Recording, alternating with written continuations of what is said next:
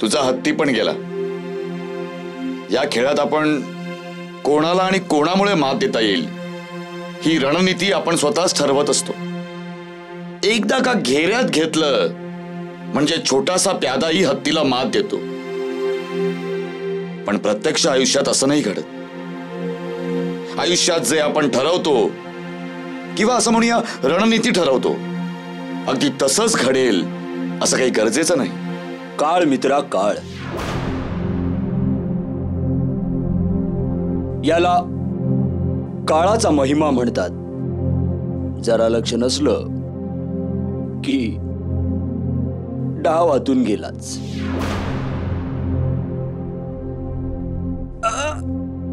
Check and made म्हणून म्हणतात ना मित्रा, खेळाला खेळ समजूनच खेळा। अरे हो, खेळावरून आठवलं, तुझ्या त्या मिशनचं काय झालं?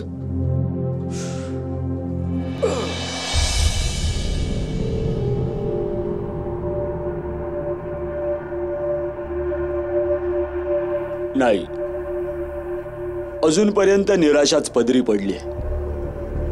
पण हो, मी यात यशस्वी नक्की होणार। आणि रणजित, मला हा हेतू तुझ्या मदतीने साध्य करायचा आहे।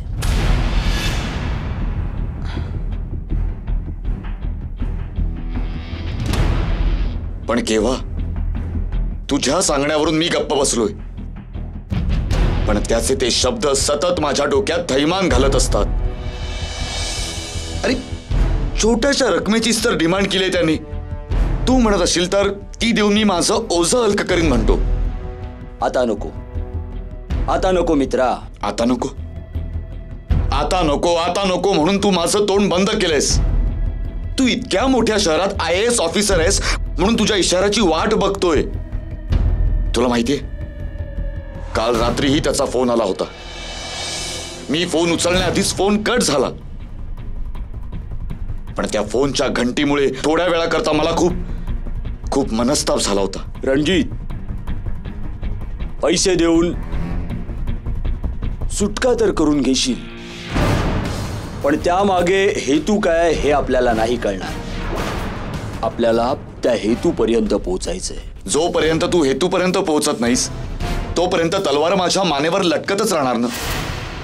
आणि मला नाही वाटत तू त्या हेतूपर्यंत पोहोचू शकशील, कारण त्याला चांगलंच माहितीये की आपण दोघं चांगले मित्र आहोत। हे बघ, तुला काहीतरी वेगळा मार्ग शोधावा लागेल। आपण एक काम करूया, मी तुला ट्रान्समीटरचा बंदोबस्त करून देतो, त्यामुळे तुझ्या क्षणाक्षणाची माहिती आम्हाला मिळत राहील। फक्त तू तुझ्या पूर्ण दिवसाची रीडिंग्स आम्हाला मेल करत राहा।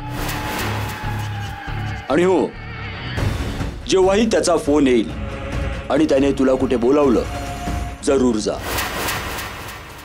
त्यांच्या मते पोलिसात इन्व्हेस्टिगेशन करता आहे आणि मीडियाला जी माहिती मिळेल ती पोलिसांकडूनच मिळेल.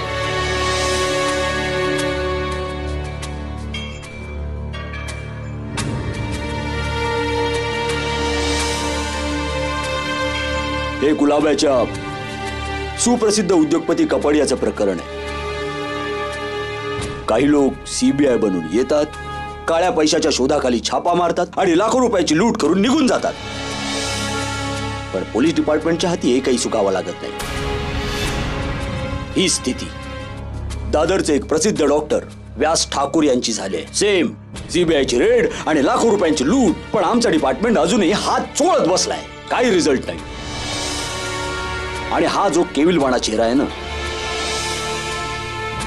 पीटर, आमचा गुप्तहेर, त्याला आम्ही या अदृश्य सीबीआयचा पर्दाफाश करण्याचं मिशन सोपवलं होतं. पण काही तासातच त्याला मारण्यात येतं आणि मग पीटर, मग राजू, 7 अशा घटना घडल्या. पण काहीही रिझल्ट नाही. पण आमचे 3 गुप्तहेर मात्र मृत्यूच्या पदरी जातात. लाज वाटली पाहिजे.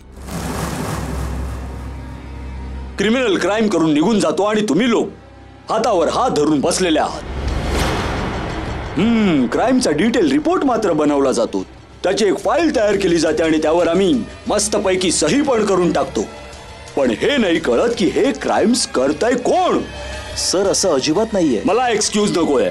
I want result. मला 10 दिवसांच्या आत जास्तीत जास्त रिझल्ट हवाय.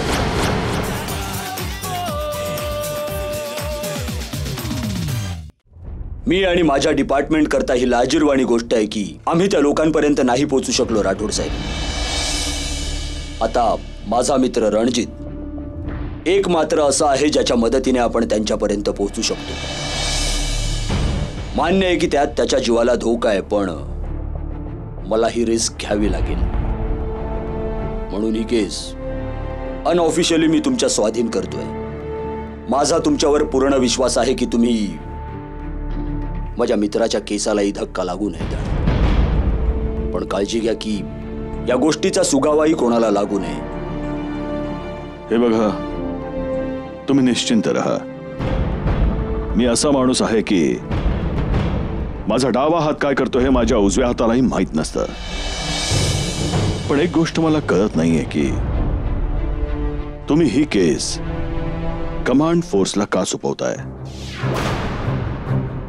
Very good question. शक्य आहे की यामुळे गुन्हेगाराला असं वाटेल की पोलीस हरलेत आणि तो गाफील होईल.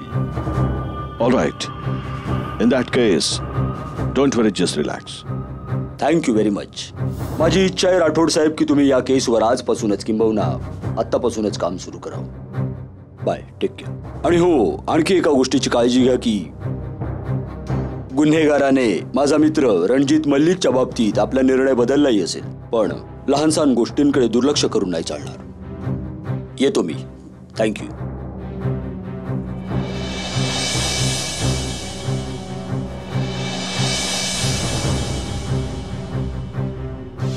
हो, पण ज्या माणसाचं काही नाव गाव नाही त्याला शोधायचं कसं. चीफ, कॉलेजच्या दिवसात मी एक नॉव्हेल वाचली होती. त्याचं नाव होतं गुप्त. रायटर कोण होता हे मला आठवत नाहीये, पण त्यातही खुनी अशाच करामती करतो आणि शेवटी तो पकडला जातो. मग तर ही केस आणखी सोपी झाली. ज्या प्रकारे तो लेखक चोरांना पकडायला मस्तपैकी युक्त्या वापरत होता, तू पण वापर ना.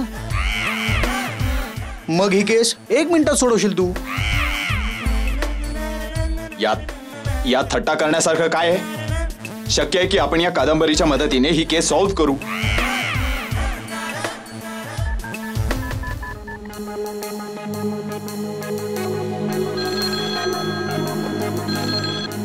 हॅलो, मी अभिनव बोलतोय कमांड फोर्स मधून.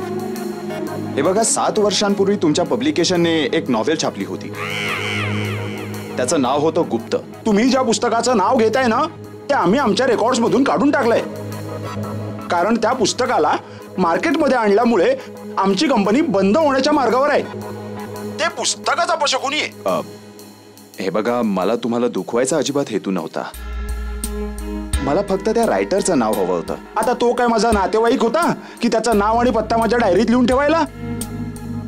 होता एक दुर्दैवी. Hello hello.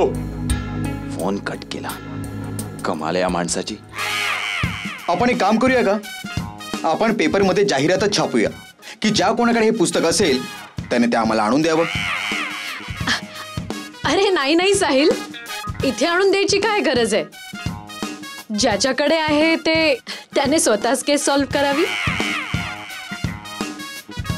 You are right. Hey come on what's wrong with you guys. असे काय तुम्ही अभिच्या मागे लागलात. अरे असं होतं, कधी कधी लोकांना छोट्या छोट्या गोष्टीही मोठ्या वाटू लागतात.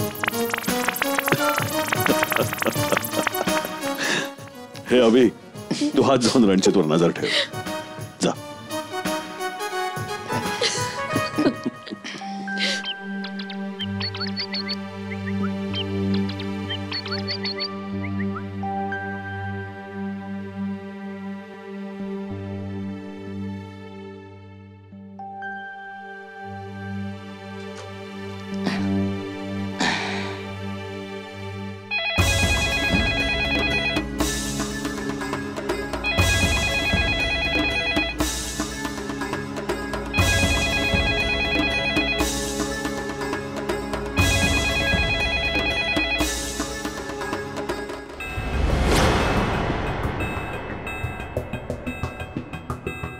या फोनने तर माझं जगणं कठीण करून सोडलंय.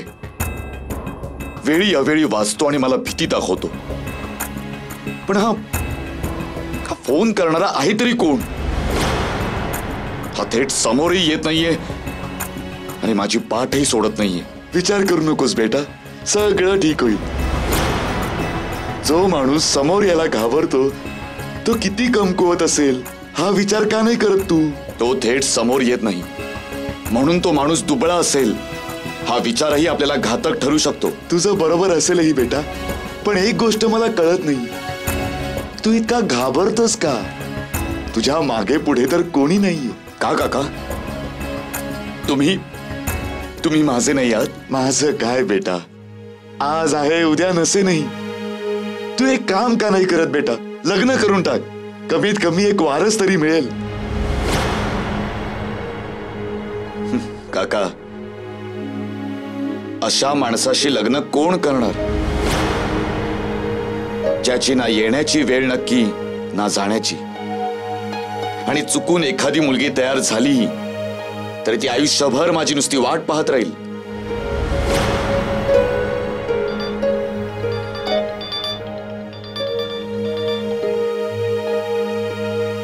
हॅलो. अरे रणजित, तू एअर तिकीट का पाठवलंस. सरोज, माझा व्यवसाय खूप वाढलाय आणि माझ्या एकट्याला सांभाळणं कठीण जाते. म्हणून व्यवसाय सांभाळण्याकरता मला अत्यंत विश्वासाच्या माणसाची गरज आहे. मला सांग, तुझ्यापेक्षा जास्त विश्वासाचा दुसरा कोण असू शकतो. तिथे तू एकटा, इथे मी एकटा. दोन एकाकी जीव एकत्र आले ना तर एकटेपणा दूर होईल. कळतंय. ठीक आहे, मी येतो. ओके.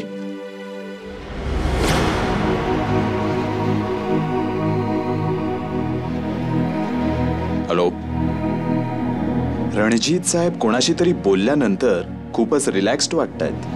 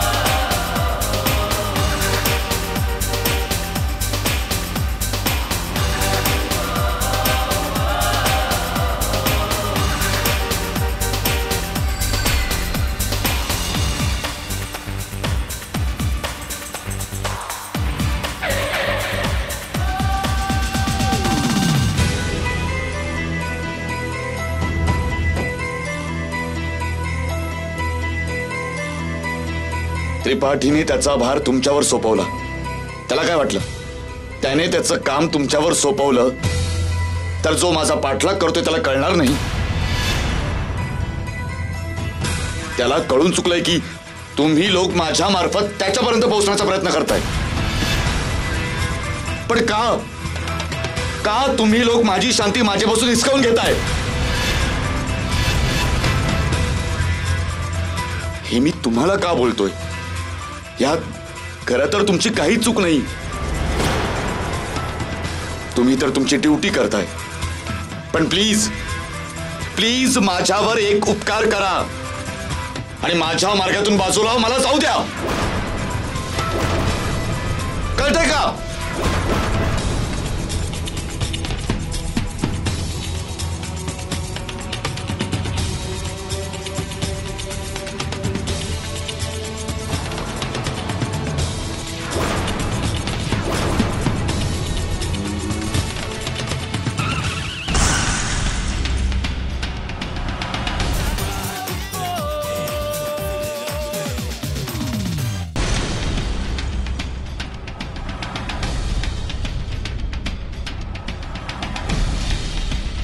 मेल आहे हा. कसं झालं हे सगळं? खूप वेगाने गाडी वळली आणि टेम्पोवर धडकली. ड्रायव्हर कोण आहे टेम्पोचा? मीच आहे साहेब.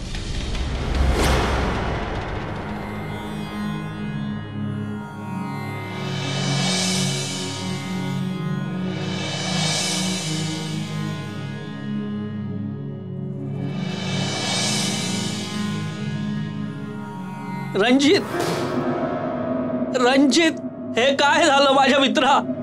रणजित, उठ रणजित. रणजित, एकत्र राहायचं वचन दिलेलंस, मला एकट्याला सोडून निघून गेलास तू. माझ्या मित्राची सुरक्षा मी तुम्हाला सोपवली होती, पण तुम्ही त्याला वाचवू नाही शकला.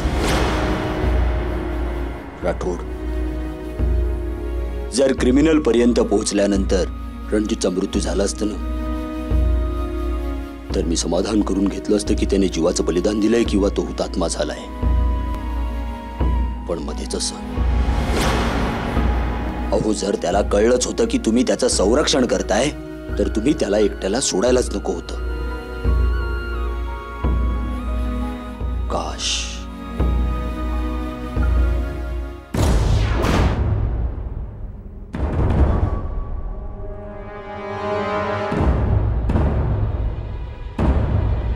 मागील मीटिंगमध्ये तुम्ही संशय व्यक्त केला होता ना की आपल्यापैकीच कोणीतरी असेल, म्हणून ही केस अनऑफिशियली मी कमांड फोर्सला सोपवली. सर, आपल्याकडे रणजित मलिक हे शेवटचा मार्ग होते ज्यांच्या मार्फत आपण त्यांच्यापर्यंत पोहोचू शकलो असतो, पण ही संधी सुद्धा आपण घालवली. रणजित मल्लिकचा मृत्यू त्याचा राग आणि त्याच्या चुकीमुळे झालाय, आणि तसंही गुन्हेगारापर्यंत पोहोचण्याचा तो एकमेव मार्ग नाहीये. कारण गुन्हेगार ज्या स्पीडने गुन्हे करत चाललाय त्यामुळे तो अजून एखादी चूक नक्की करेल आणि रणजित मल्लिक सारख्या एखाद्या माणसाला आपला प्यादा बनवेल. म्हणूनच ही केस हिंदुस्थानच्या प्रत्येक डिपार्टमेंटकडे सोपवा आणि टीव्ही चॅनल्सला इन्फॉर्म करा की या केसच्या संदर्भात कोणाकडे काही इन्फॉर्मेशन असेल तर त्यांनी पोलीस डिपार्टमेंटला किंवा 100 डायल करून आमच्याशी संपर्क साधा. आता ही केस आपण गुप्त नाही ठेवू शकत. काय झालं बेटा? काका, हे सगळं काय झालं काका? माझा मित्र आपल्या सगळ्यांना सोडून गेला काका. काय काय सांगू बेटा, त्या दिवशी एक फोन आला होता.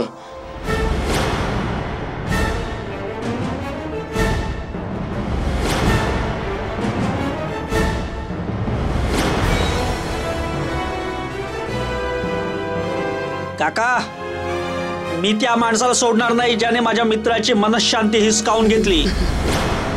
माझ्या मित्राचं बलिदान असं वाया जाऊ देणार नाही मी.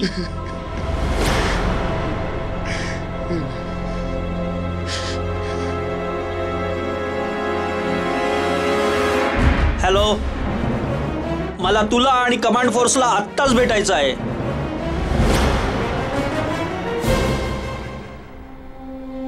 सरोज, त्रिपाठी, तुला जर माहित होतं की रणजितच्या जीवाला धोका आहे तर तू त्याचं रक्षण का नाही केलंस? तू ना त्याला पोलीस प्रोटेक्शन दिलंस ना या केसला सिरियसली घेतलंस. तुला तर बस मेडल्स मिळवायचे होते. तुला भारताच्या प्रत्येक पेपरच्या पहिल्या पानावर तुझं नाव झळकलेलं बघायचं होतं की IAS ऑफिसर त्रिपाठीचा कारनामा. आज तुझ्यामुळे माझा मित्र या जगात नाहीये. सरोज, रणजित फक्त तुझाच नाही माझाही मित्र होता. त्याच्या जाण्याने मीही दुखावलोय. म्हणूनच त्याच्या रक्षणाकरता मी कमांड फोर्सला अनऑफिशियली अपॉइंट केलं होतं. मग काय केलं त्यांनी? वाचवलं का त्याला? नाही ना. तुम्हा सगळ्यांच्या हलगर्जीपणामुळे मेलाय तो. तू असताना, कमांड फोर्स असताना कोणी येतो आणि त्याला मारून निघून जातो? हे शक्यच नाही.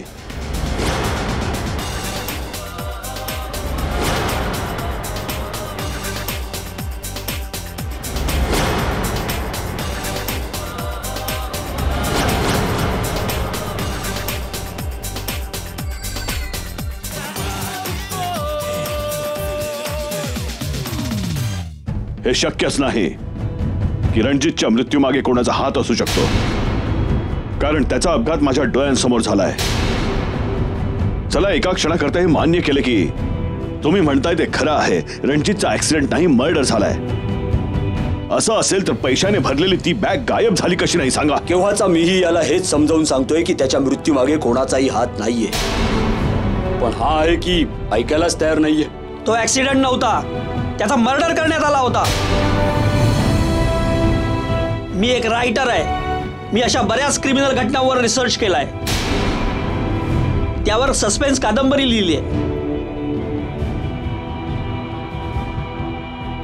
हे बघा सरोज साहेब, मला तुमच्या कलेबद्दल आदर आहे, पण पुस्तकात मर्डरवर लिहिणे आणि प्रत्यक्षात मर्डर होणे या दोन भिन्न गोष्टी आहेत. तुम्ही पुरावे निर्माण करता, पण आम्हाला सत्य आणि पुरावे ओढून खेचून काढावे लागतात.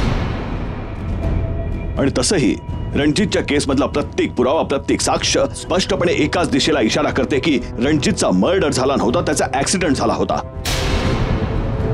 एक काम करा सरोज पांडेजी, या केसवर एक कादंबरी लिहा आणि मग हे सिद्ध करा की हा ऍक्सिडेंट नाहीये, एक मर्डर आहे. तुम्ही लोक माझी मस्करी करताय? तुम्हाला मी मूर्ख वाटतो? हे बघा, असं काही नाहीये, पण ज्या प्रकारे तुम्ही वागताय त्यावरून असंच वाटतंय की आता बघा ना, तुम्ही ज्या प्रकारे लिहिता, विचार करता, कल्पना करता, तुमच्या करता प्रत्येक घटना एक कहाणी असते. हा, एक गोष्ट मी कबूल करतो की ज्या माणसांनी रणजितकडे पैसे मागितले होते त्याला हे कळलं होतं की त्याच्यापर्यंत पोहोचण्याकरता आम्ही रणजितचा पाठलाग करतोय. तो त्याच्या प्रयत्नात यशस्वी झाला, पण स्वतःच्या डोळ्यांनी बघितलेल्या घटनेला मी खोटं नाही ठरवू शकत. एक मिनिट. सरोज पांडे, याचा अर्थ तुम्ही तेच लेखक आहात ज्यांनी ती नॉव्हेल लिहिली आहे, गुप्त? त्या नॉव्हेलचं नाव नको घेऊस. तिने माझं आयुष्य बर्बाद केलंय. चीफ, जर हे म्हणतातच आहेत की रणजितचा मर्डर झालाय, मग हे खरं असणार ना? हो ना अभिनव?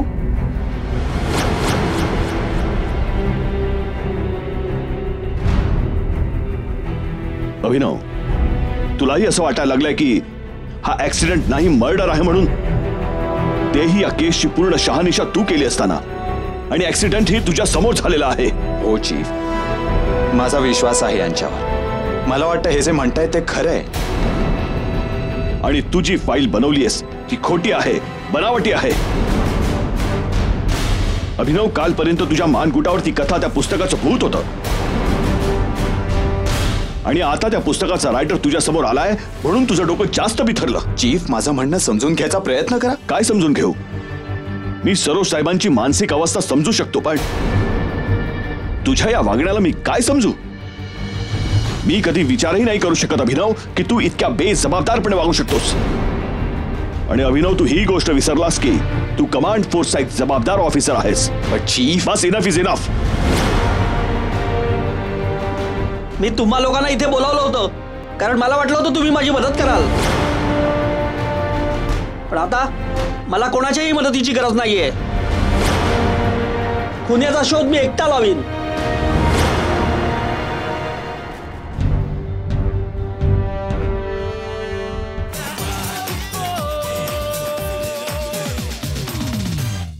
एक मिनिट सरोजजी.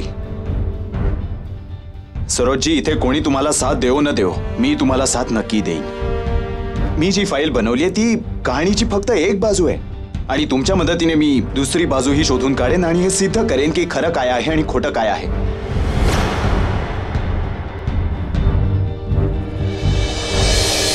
सरोजजी, जेव्हा रणजीतची केस आमच्याकडे आली तेव्हा मला तुमची ती नॉव्हेल गुप्त आठवली. त्यातही क्रिमिनल असेच क्राईम करायचा आणि कोणाही समोर यायचा नाही. ती कादंबरी मी एका ट्रेनमध्ये वाचली होती आणि ज्या पॅसेंजरची ती नॉव्हेल होती तो उतरून गेला, म्हणून मला पूर्ण नाही वाचता आली. अभिनव, यापुढे त्या नॉव्हेलचं नाव नाही काढायचंस तू. पण सरोजजी, मला ती नॉव्हेल वाचायची आहे. अभिनव, तू जाऊ शकतोस, मला तुझी गरज नाहीये. सरोजजी, रागवू नका. बरं ठीक आहे, मी पुन्हा नाही नाव काढणार.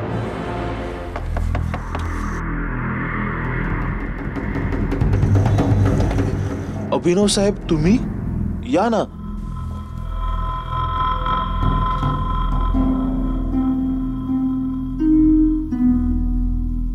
तुम्ही परत आलात?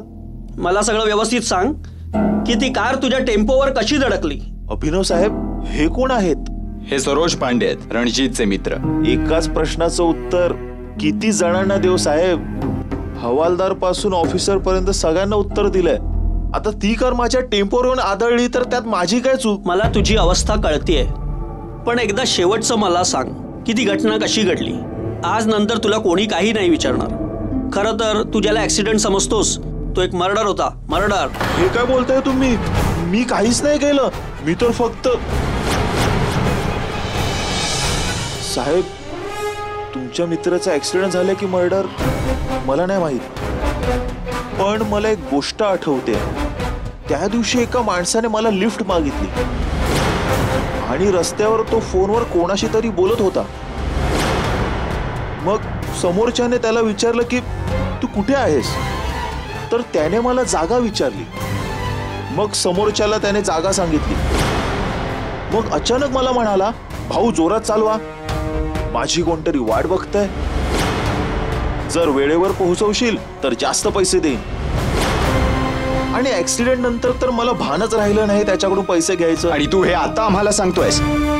कुठे आहे तो मुलगा? काय माहित साहेब, ऍक्सिडेंट नंतर तर मला भानच कुठे होतं. याचा अर्थ तू वेगात नसता आलास तर हा ऍक्सिडेंट टळू शकला असता. खरंच मी त्या मुलाचं ऐकलं नसतं तर.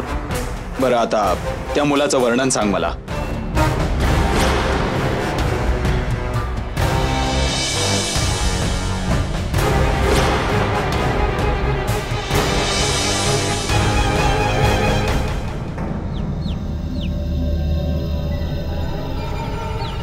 अरे भाऊसाहेब, ऐका, या माणसाला ओळखता का? हा नाटक कंपनीवाला. हो. कुठे राहतो हा? ती गल्ली आहे ना बाजूची, त्या गल्लीत तिसरी वालीची खोली, तिथेच राहत होतो. थँक्यू. ओके.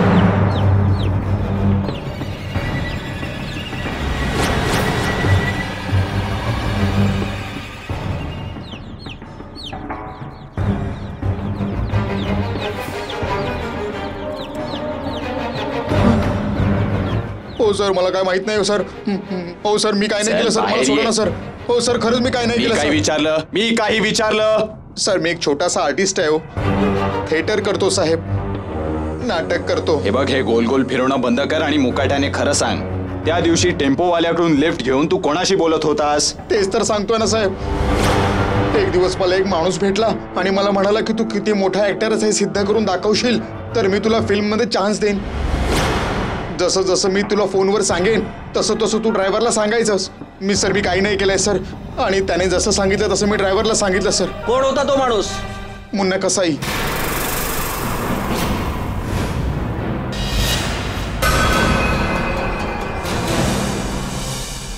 मुन्ना कसाई म्हणतात मला. मी एक सुपारी किलर आहे. मी फक्त पैशांकरता काम करतो.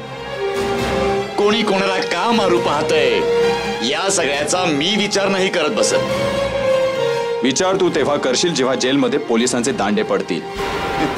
तुझी जितकी उमर नसेल ना त्यापेक्षा जास्त मुर्दे पाडलेत मी. आणि पोलिसांची धमकी मला देऊ नकोस. कित्येकदा जेलमध्ये जाऊन परत आलोय. आजवर कोणी काहीही सिद्ध नाही केलं. तू काय सिद्ध करशील रे? तुझ्यासारख्या खूप लोकांना सरळ केल्या मी. तू काय चीज आहेस रे? बेटा, आताच्या आता तुला इथेच काढून टाकेन, कोणाला माहिती पण नाही पडणार. बघा भाऊसाहेब, याच्यातर्फे मी माफी मागतो. भाऊ, खरं तर जो मेला ना तो आमचा मित्र होता. मला फक्त एवढंच जाणून घ्यायचं आहे त्याचा खुनी कोण आहे, बस. आता जाणून काय करणार? मरणारा तर केव्हाच मेला. भाऊसाहेब, आजवर त्याचा कोणी शत्रू नव्हता. हा अचानक शत्रू कसा निर्माण झाला? अचानक कोणी पैदा नाही होत. त्याच्या मागे काही ना काही कारण नक्की असतं. हे बघ, तुझ्या या गप्पात आम्हाला फसवण्याचा प्रयत्न करू नकोस. प्रयत्न कुठे करतोय? फसलाच आहात तुम्ही.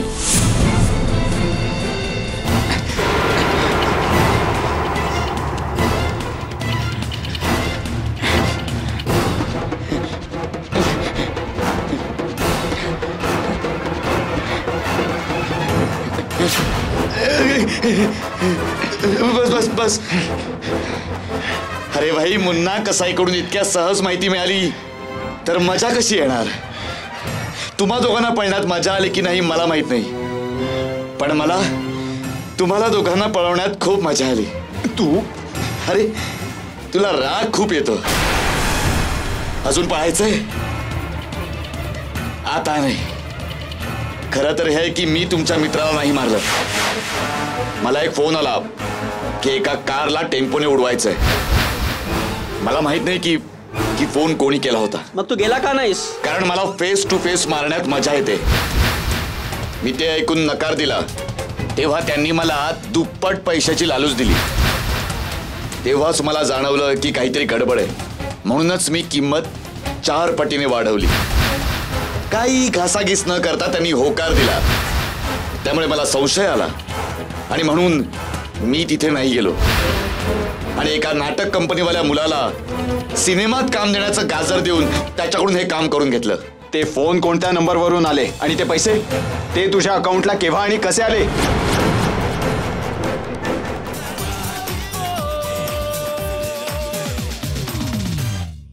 पीसीओ वरून फोन केले गेले होते.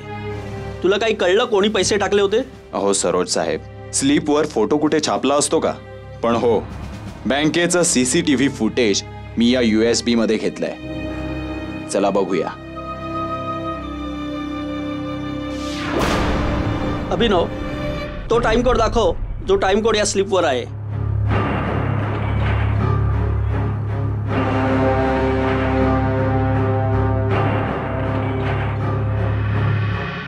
हे काय? यातून 30 मिनिटं गायब आहेत. याचा अर्थ कोणीतरी CCTV मध्ये गडबड केली आहे. मी बँकेला फोन करून बघतो.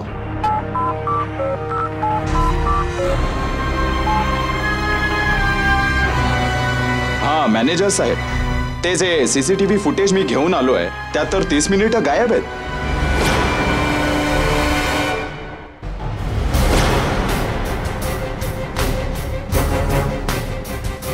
ओ, एनिवेज थँक्स.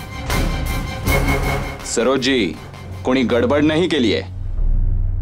ऍक्च्युली ते बँकेत शॉर्ट सर्किट झाल्यामुळे तिथे पॉवर नव्हती आणि तसंही ही स्लिप तर मॅन्युअली बनवलेली आहे. अभिनव, ते शॉर्ट सर्किट झालं नव्हतं, करण्यात आलं होतं. त्याचा चेहरा CCTVत यायला नको म्हणून. एनिवेज सरोजी, तुम्ही घाबरू नका. आपण खूप क्लोज आहोत. आपण नक्की ही केस क्रॅक करू.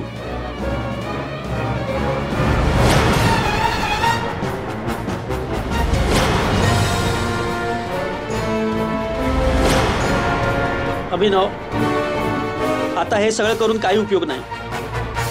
अभिनव, तू जा आता. सरोजी, माझं ऐकून तर घ्या. कुठे निघालात? विचित्रच माणूस आहे. या या या, खूप दिवसानंतर या. बसा. कसं काय येणं केलं? त्रिपाठीजी, आम्ही आमचे खूप जुनं ऋण फेडायला आलोय. ऋण? कसलं ऋण? बघा ना, तुम्ही इतक्या विश्वासाने आमच्याकडे हे काम सोपवलं, पण आम्ही केस सॉल्व्ह नाही करू शकलो. It's okay, no problem. पण कोण जाणे, आज असं वाटतंय की ही केस आम्ही आत्ता इथे सॉल्व्ह करू शकतो.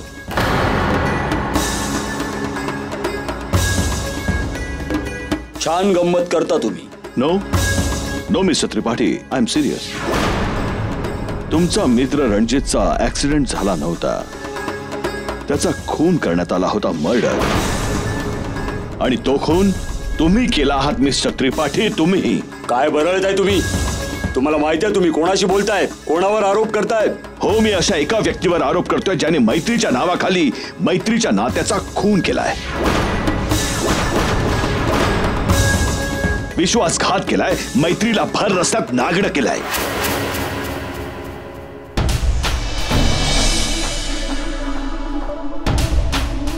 का मित्रा, मला जिवंत बघून तुला आनंद नाही झाला? नाही, आनंद नाही झाला मला. तू जर मेला असतास तर मी स्वतःचं समाधान करून घेतलं असतं, पण तू मरूनही नाही मेलास. या गोष्टीचं दुःख आहे मला. आत्ता मला कळलं, जो माणूस स्वतःच्याच मृत्यूचं इतकं मोठं नाटक करू शकतो, त्या माणसाने देव जाणे किती लोकांना मारलं असेल, किती संसार उद्ध्वस्त केले असतील, किती स्त्रियांच्या कपाळावरचं कुंकू पुसलं असेल, किती मुलांना अनाथ केलं असेल. यशाच्या या इमारतीवर चढण्याकरता कोण जाणे किती निरपराध माणसानं तू तुझ्या पायाखाली तुडवला असशील. सरोज, तुला आठवलं लहानपणी तू खूप साऱ्या मुंग्या मारायचास, तेव्हा मी तुला विचारायचो की तू या मुंग्यांना का मारतोस, आणि तू म्हणायचा की मुंग्यांच्या वारुळ्यातल्या काही मुंग्या मी मारल्या तर काय फरक पडतो. आज मी तुला विचारतोय की माणसांच्या गर्दीतली काही माणसं मारली तर काय फरक पडतो. सृष्टी तेव्हाही चालत होती आणि आजही चालतेच आहे. चालतेस ना? वाह, काय उदाहरण देतोयस रणजित. मुंग्या आणि माणसात तुला काहीच फरक नाही दिसत, आणि हे सगळं करून तुला काय मिळालं? काय मिळालं तुला? सुटका. आणि तुला माहितीये माझी ही सुटका कोणी केलीये? माझा मित्र IAS ऑफिसर मिस्टर त्रिपाठीने. एका IAS ऑफिसरवर तुम्ही खोटा आरोप लावताय मिस्टर राठोड. मी मनात आणलं तर आताच्या आत्ता तुम्ही रणजितच्या खुनाचा आरोप आमच्यावर टाकून आम्हाला जेलच्या गजाआड करू शकता. पण एक गोष्ट तुम्ही विसरलात मिस्टर त्रिपाठी, की कमांड फोर्स पुराव्यांशिवाय कोणतंही काम करत नाही. अभि, ही बघा तुम्ही साइन केलेली पे स्लिप. इथूनच तुम्ही मुन्ना कसाईच्या अकाउंटला पैसे ट्रान्सफर केले होते. तुम्ही अत्यंत हुशारीने सगळ्यांपासून बचाव करत सुटलात, पण तुमच्या या S अक्षराने तुम्हाला फसवलं.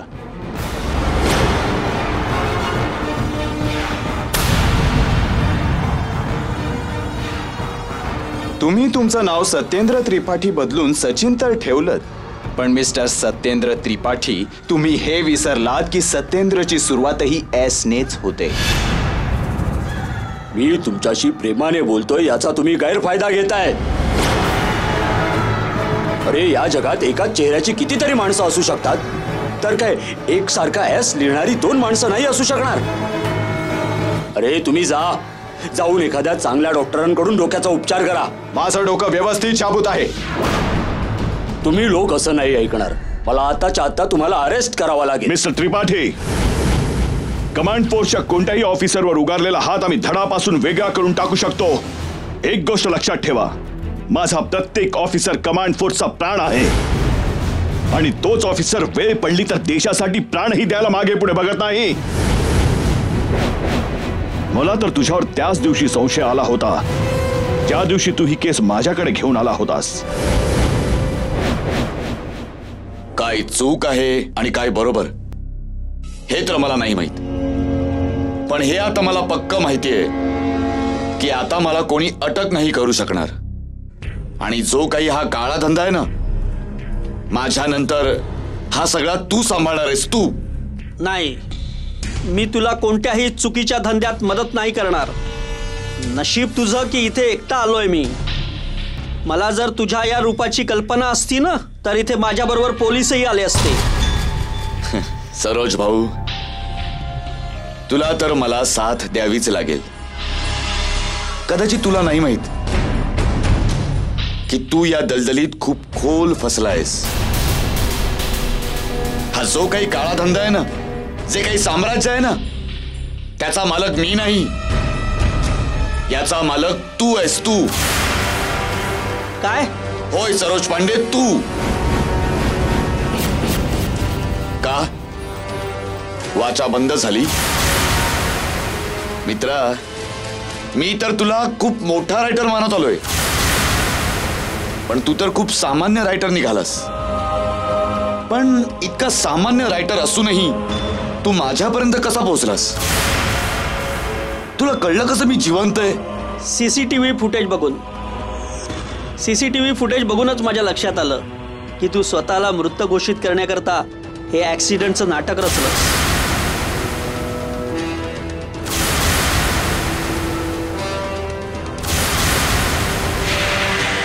कारण जी बॅग मी तुला गिफ्ट दिली होती ती बॅग मी बँकेच्या काउंटरवर बघितली. ती बॅग तू बँकेच्या काउंटरवर विसरून आला होतास. काय? हे तू काय बोलतोयस?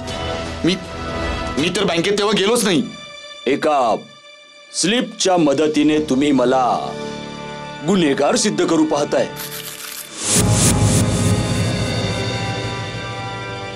आता सांगा, कोणत्या बँकेत मी कोणते पैसे जमा केले? मिस्टर त्रिपाठी, माणूस कितीही शिकलेला सवरलेला असो, जेव्हा तो फसू लागतो तेव्हा तो असे चाळे करायला लागतो. पण तुम्ही तर विसरलात की ही तर या केसची फक्त एकच साखळी होती. बाकी अजून बऱ्याच साखळ्या समोर आलेल्या नाहीत. अभि,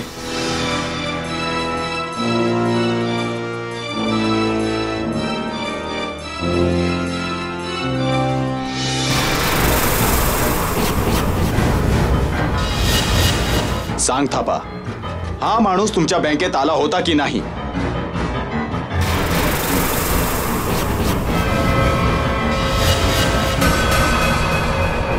हो साहेब, हे साहेब तर आमच्या बँकेत आले होते,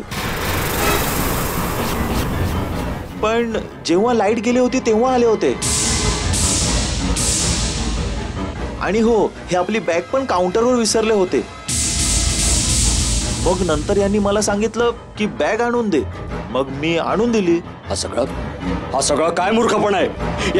याने काय सिद्ध होणार आहे? आणि तसही रणजित तर आता मेलाय. रणजित मेला नाहीये, तो जिवंत आहे.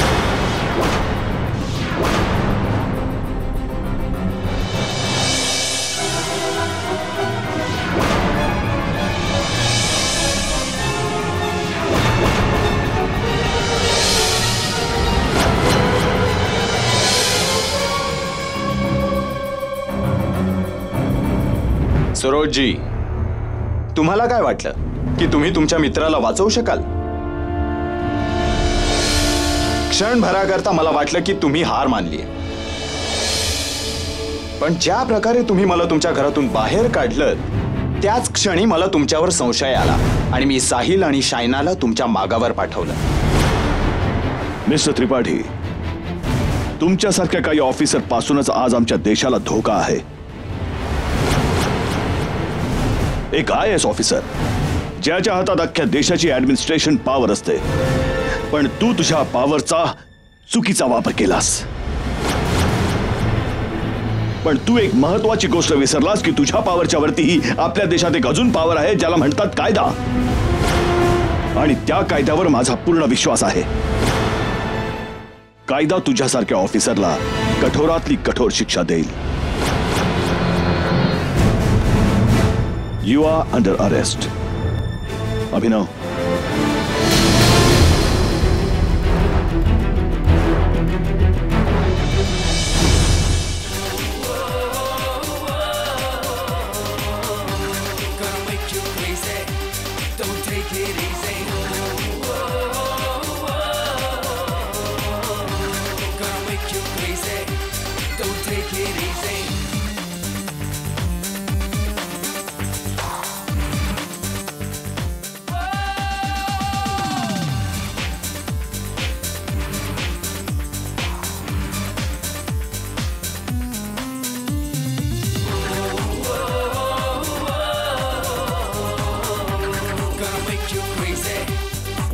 अखेरी